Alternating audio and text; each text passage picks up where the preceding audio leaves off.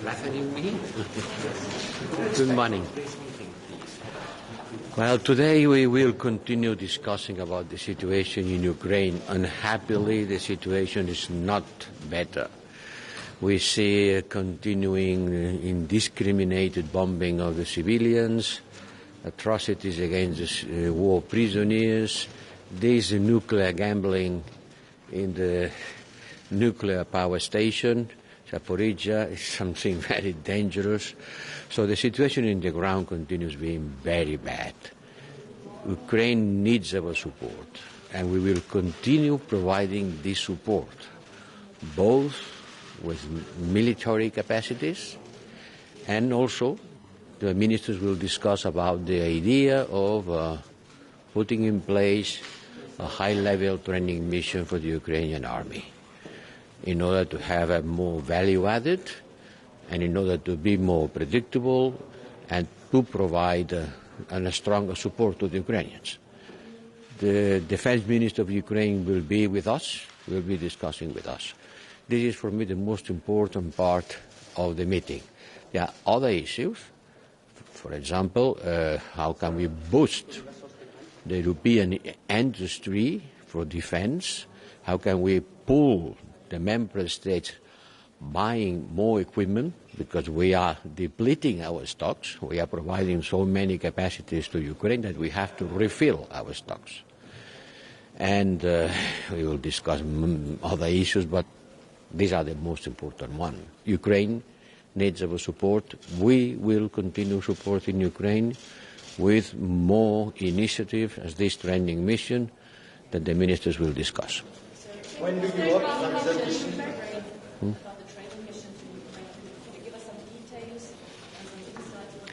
Well, today is, as you know, it's an informal meeting, so no decision can be taken. But a general and overall political agreement, that's what I think we have to get today. Later, the details will come. We have a procedure, quite complex, in order to identify the objective, the purpose, the dimension, the resources. But today, I hope that we will have a green light, a political green light for this mission. At the Middle East, you are Middle East. Sorry? À la mi-août, à la moitié août. Did you say that in French? You estimated non-paper when you called the member state to host the new military assistance mission. Do you have some answer, for example, from Poland or Romania? They are agreeing.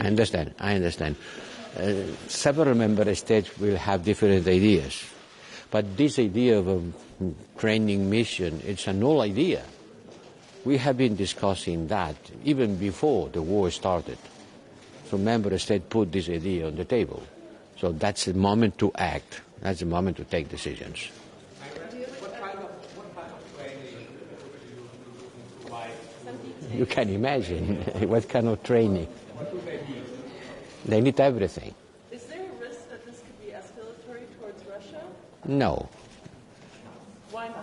Why not? Come on, we are providing big amounts of military capacity. Certainly Russia will not be happy, as they are not happy with the idea that we are providing all kinds of military equipments, and we will continue providing more military equipments. How could we provide military equipments and not military training? Which are the differences between the two things? Thank you.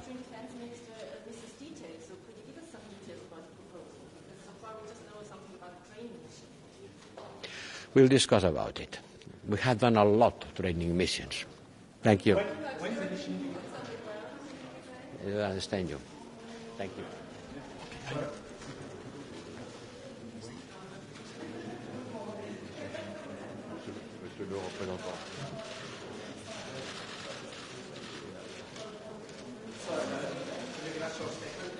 Yes. So we are here this morning in Prague for the day to have a very important meeting with all the Minister of Defense for the EU. And of course, this meeting happened in a specific circumstance that we all know, which is the war in Ukraine. We will discuss many topics. One of them is important, of course, to us, which is to continue to bring our support, all Ministers of Defense, all Member States, to Ukraine. And in this context, we will present, together with Josep Borrell, a new initiative, which is extremely important. In other words, to be able to buy together what is needed, of course for us, but also to support. We think of ammunition, air system defense systems, and many things. So we want to do this as soon as possible, like always, being totally unified, and of course that's absolutely critical to continue to demonstrate and to act together to support Ukraine and President Zelensky in his fight against this aggression. The second thing, of course, that we will discuss in many other topics is hybrid threats, an hybrid war that Vladimir Putin engaging continuously against Europe and against the rest of the free world. And we know that we have to be extremely vocal here. We know what he's doing, using wrong narratives, especially in Africa, with what happened for the food supply. Of course, he's using also energy crisis and all our dependencies against us. That's why I will present also everything that we do to decouple us against Russia and to make sure that we are not depending on anything just to avoid this kind of blackmail situation that he's trying to do, but he will not succeed. Thank you very much. Yeah. No, this is of course the Commission which will do this. Thank you.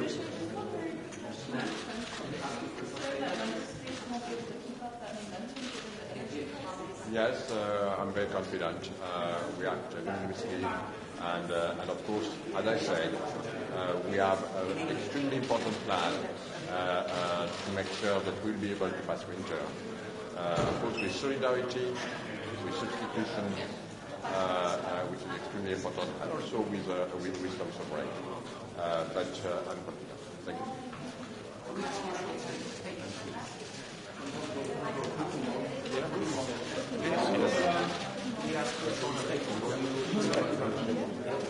Of course, following Russia's invasion, we have also to look at the food crisis and the energy crisis that are affecting the whole of the world, and in addition, how we proceed with actually getting a stronger Europe in regard to the strategic compass. Thank you.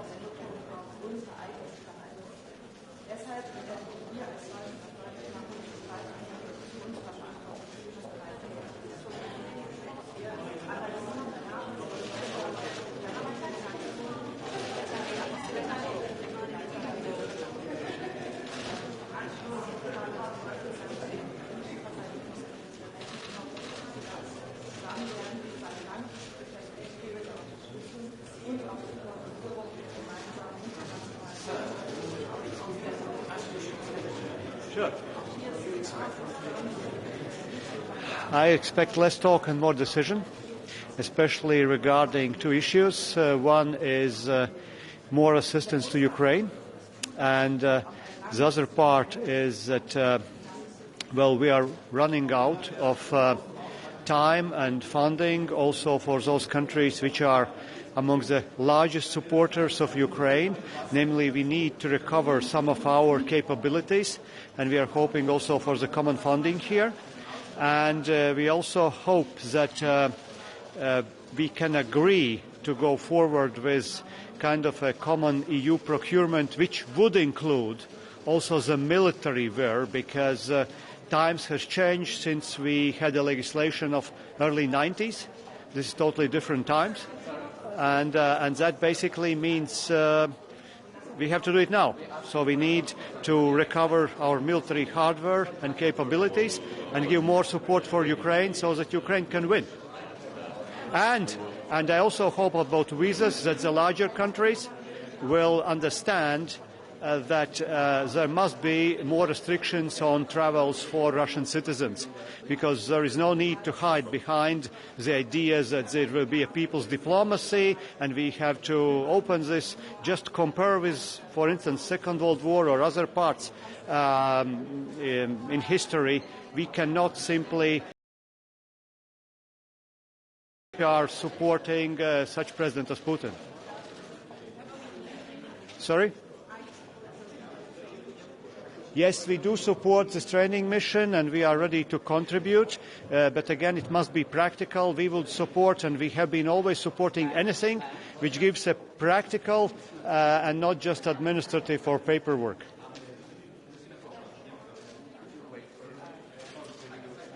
Thank you very much. Hi, morning. I also expect we will have a good meeting, and I expect that we will show unity again vis-à-vis the war in Ukraine. So I look forward to discussing the proposals on the EU training mission, and the Netherlands will respond very favorably to it. We are already training Ukrainian soldiers in the UK and also together with Germany for a specific system, Panzerhaubitzers, and we are working with Germany on a new training on demining, so we feel this is the right step to take now.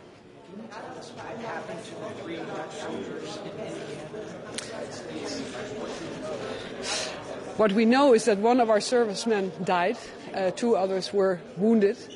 Of course, there has to be a thorough investigation of what exactly happened, so I cannot go into that, but we are deeply, deeply sorry for the family of the soldier that died.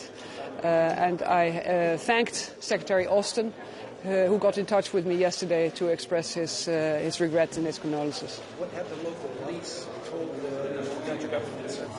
Well, there is a good contact between our military police and the local authorities. We have read things in the media, we have heard what the mayor said, but we feel it's very important to have a real thorough investigation. So we're waiting for that until we comment on what actually happened. How concerned are you about the gun violence in the U.S.? Frankly, very concerned, because we are, of course, it's our most important ally. We do many trainings of our servicemen in the United States, and we really don't expect this to happen. So it's very, very concerning for us.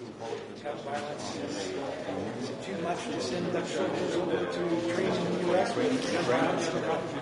It's still too early. We, of course, have to see what the investigation is going to tell us. But in general, gun violence is something to be concerned about. Right here. Oh.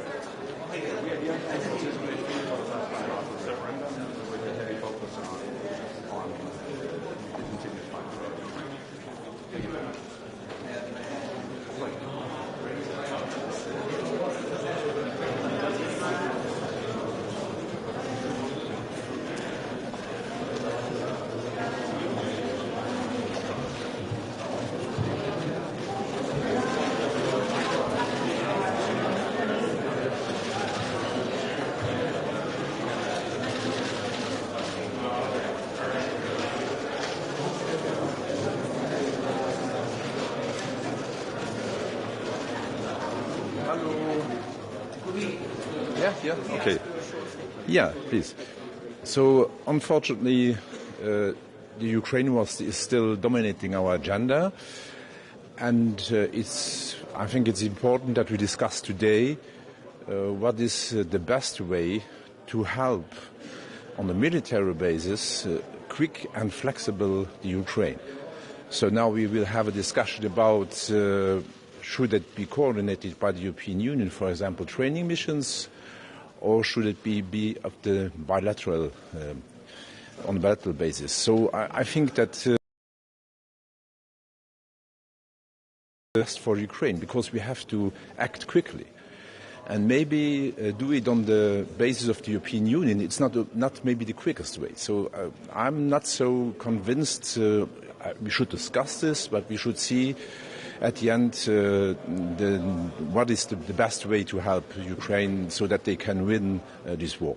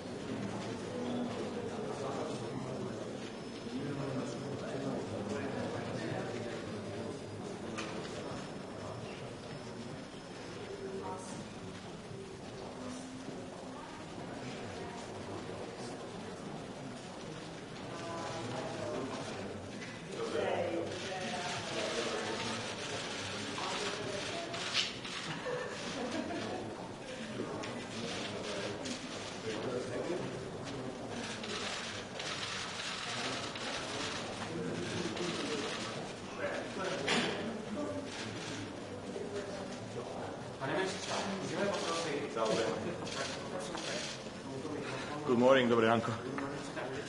Ako chcete.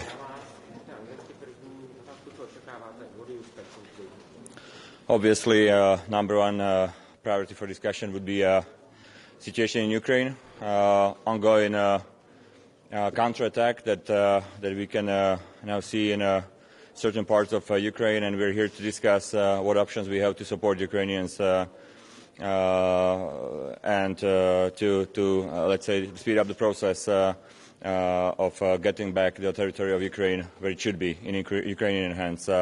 I'm here also to propose to my colleagues from European Union various options how to backfill Slovak armed forces with the other equipment that we're ready to send to Ukraine, including MiG-29, for example.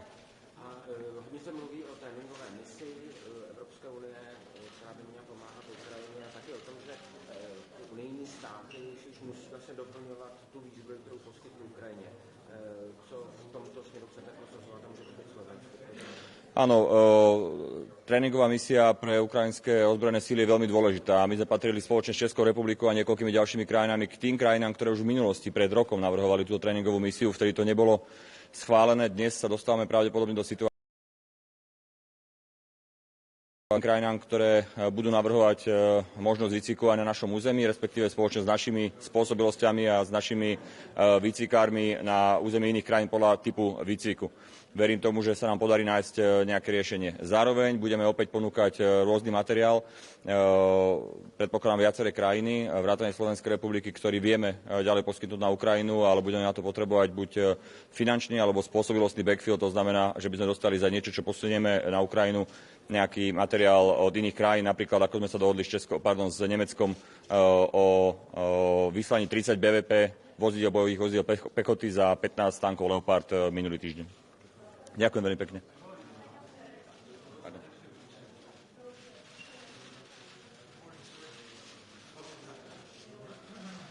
Morning, everybody. Well, I think, as you would expect, it'll be dominated by continued Russian aggression in Ukraine, and so I think defence ministers and later on today foreign ministers. I happen to be both from an Irish perspective, but the focus will be on what we can do more to help Ukraine, both militarily and politically, and of course to raise the cost for Russia for continuing this aggression, and.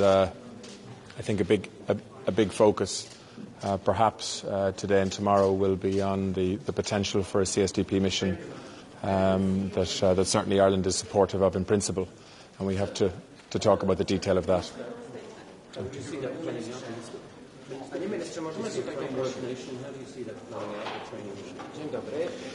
Yeah, I mean, I think that's one of the practical things that we can discuss today and tomorrow, how that might work, what countries may potentially host training. Of course, a number of European countries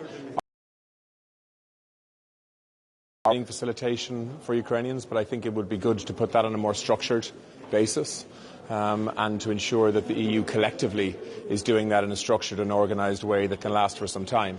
So I think what's likely to happen today and tomorrow is, I hope, to give the EU effectively an instruction now to put an actual proposal together that we can make a decision on in the next couple of months.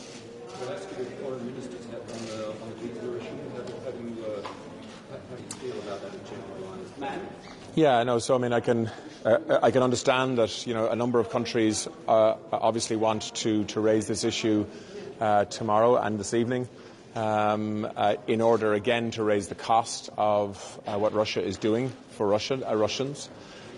Ireland is in an unusual space in this area because we're not part of the Schengen area. We already have quite a strict regime in terms of the facilitation of visas coming from Russia. We don't have a visa facilitation system like they have across Schengen. So we're in a slightly different category already. And of course we have a common travel area with the UK. So on issues like this we'd need to speak to the UK as well. But certainly we can be part of this discussion. Thanks very much. Thank you.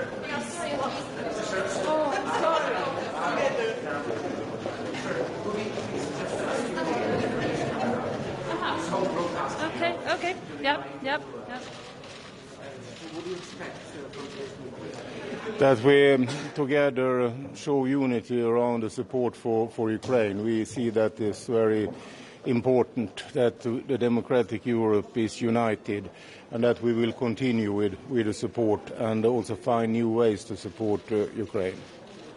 Thank you. We can have military training together. That's an example. There has also been discussions multilateral between the different countries to produce weapons directly for use in Ukraine. The process for being accepted to become a NATO member in each member country, the speed of this process, what are your thoughts on it?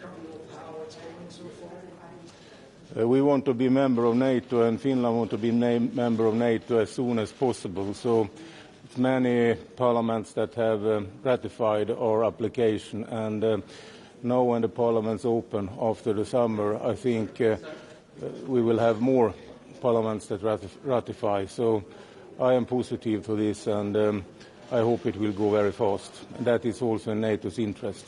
Confident that Turkey will complete the ratification?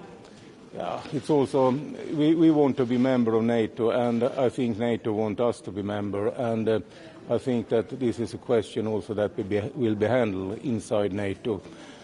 It will be a stronger alliance if Finland and Sweden are member. No, it's enough. Oh.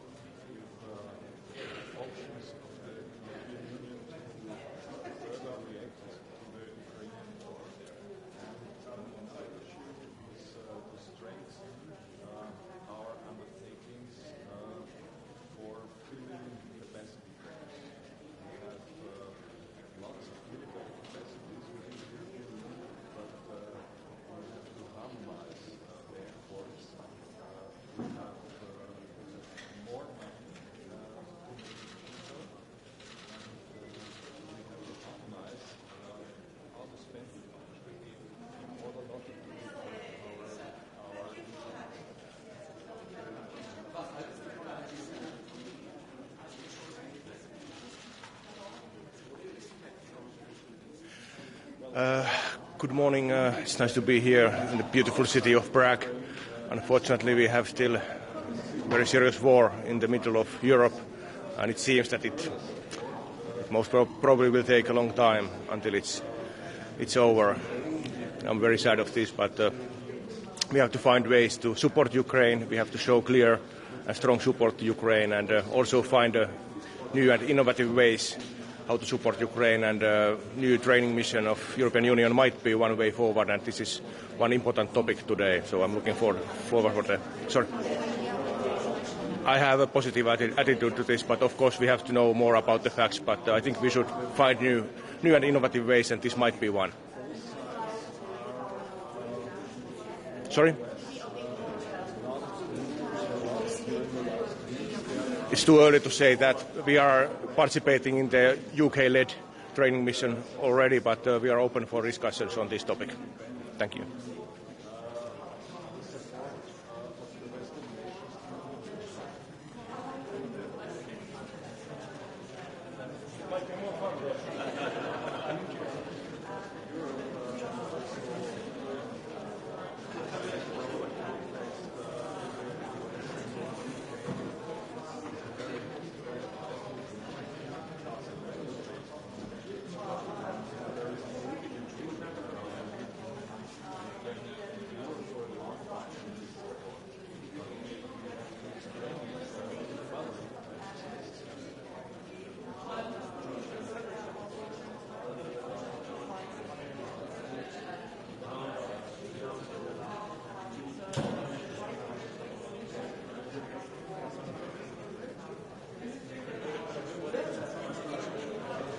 In September.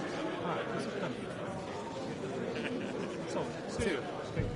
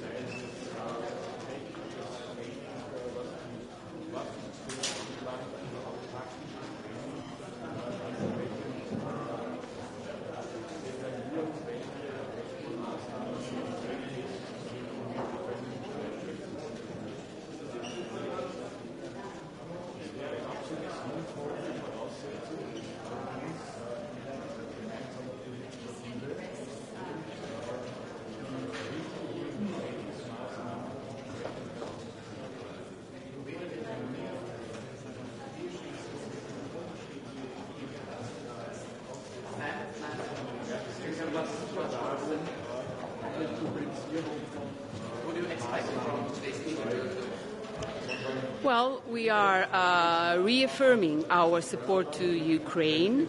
We are discussing the global implications and consequences of this war. We are assessing the way how we can proceed with supporting Ukraine, and also looking at the way how we can readjust and adapt our own missions and efforts globally, as well as, of course, looking at how we can proceed in a coordinated way to acquire new capacities, do it, as the Commission said, not only acquiring more, but better and together. And this is, I think, the goal of this meeting. Thank you so much.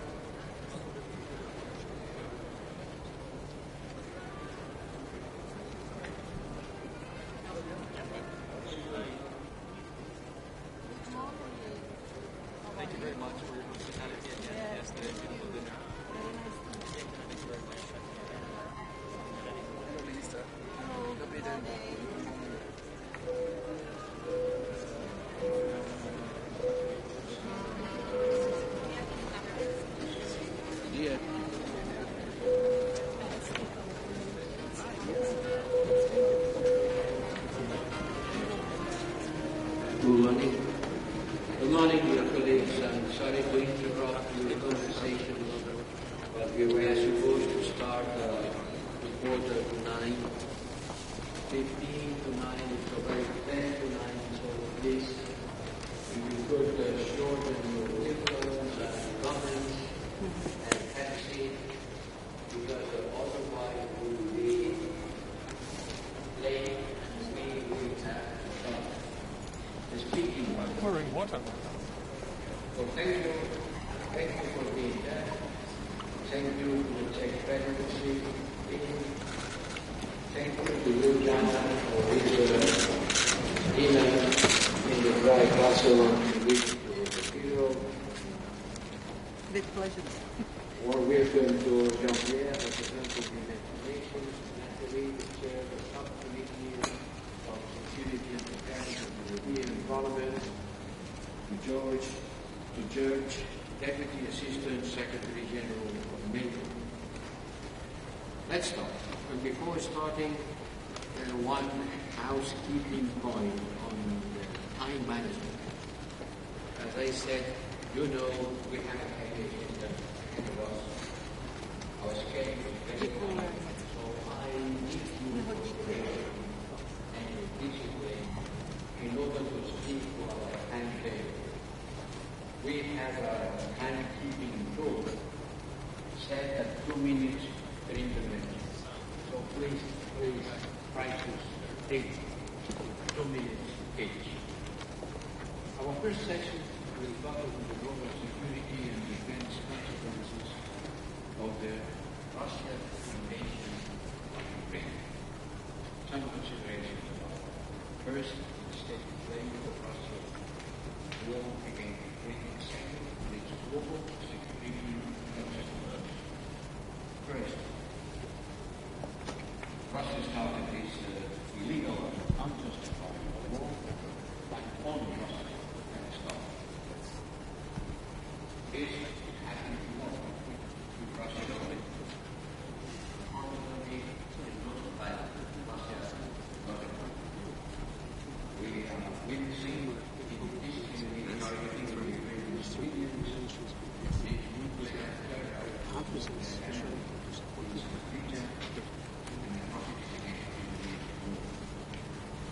but Russia's tactics are also signs of desperation.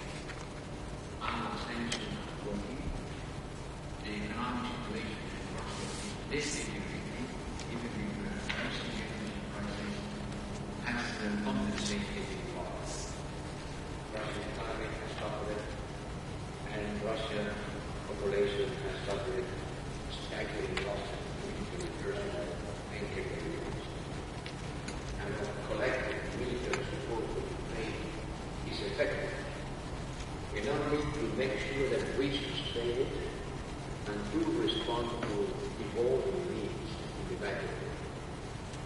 We discussed this with when Minister Technical let's move to the second to the consequences of global warming. Here, the key dimension is it is a primary concern of our part to the global society. No it is here to be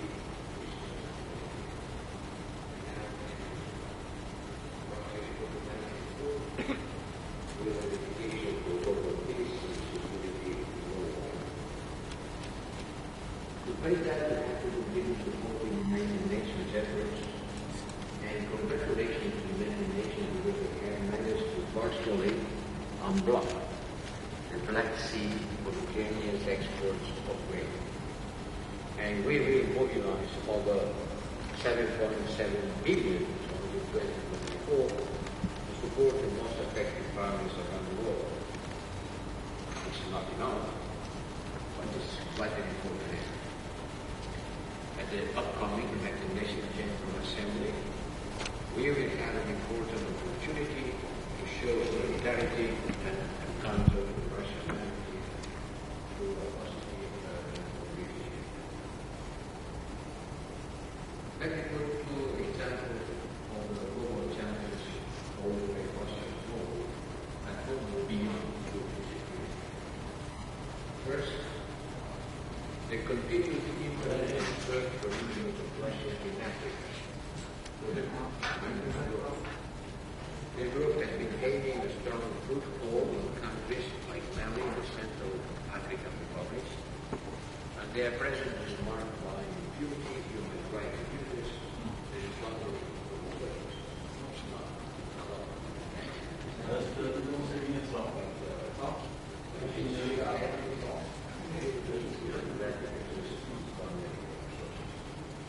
The money they are reinforcing this uncooperative stance of the military authorities towards the Western partners, including our European Mali mission, regional organizations, and also we have responded to these developments, both in Central African Republic and Mali, and we have adopted recommendations of our mission abroad. We have to continue non possiamo dove deve essere usato.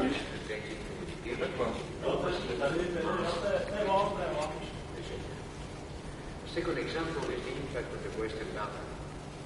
Here, Operation Protea comes to mind as a key pillar of the stability in the region. Russia has been deliberately being the government of economic renewal of United Nations Security Resolution Authorization Nations of Peace, despite the strong call from all members of the trio presidency in Bosnia and Herzegovina and non-political industrial affairs and the EU. All of them are supporting this EU, but the Russian is still keeping in their mind without saying this is the last position.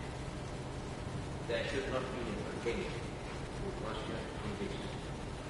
We continue our EU foreign affairs in every body English, starting with the Bosnia and Herzegovina. We will continue to work hard in Sarajevo, New York, and elsewhere to ensure the mandate renewal for this mission. But we need also to work on some fallback options in the weeks to come, based on an invitation by the trio presidency, just in case, as we disagreed about it,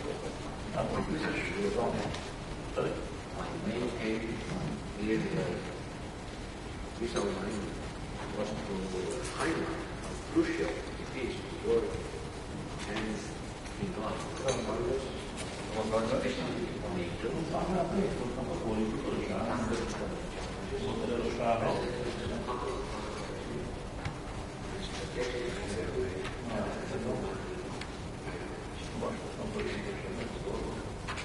Někam zavoláme, kam šlete? Ale zavoláme zase na Indie.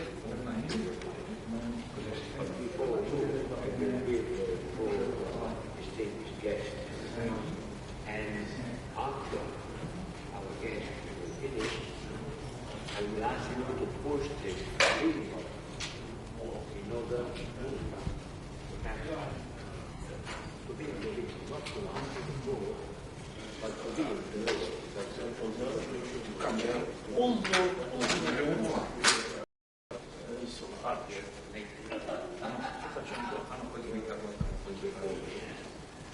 Kongres, to je můj kongres.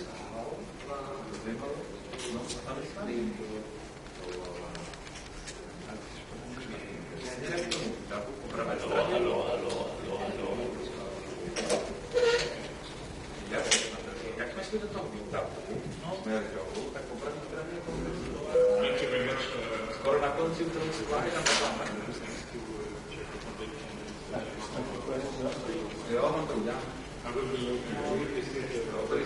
Such a thing,